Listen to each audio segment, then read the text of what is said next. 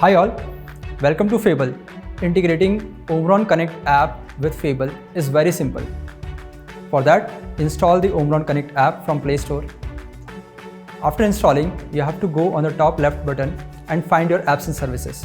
In the new screen, you will find Phable app. You have to click on the press button and give the requisite permissions.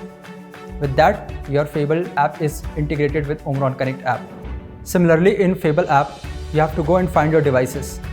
Within the BP monitors section, you'll find Omron Connect app.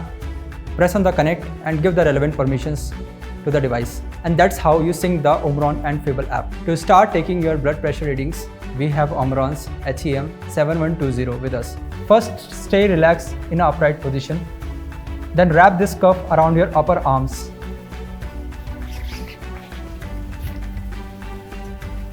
With this, the heart and cuff is in line at the same level. Now you are ready to take the blood pressure reading.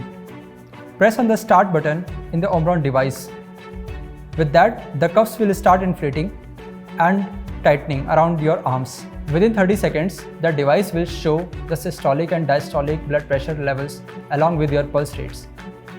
You can now obtain your readings on the device.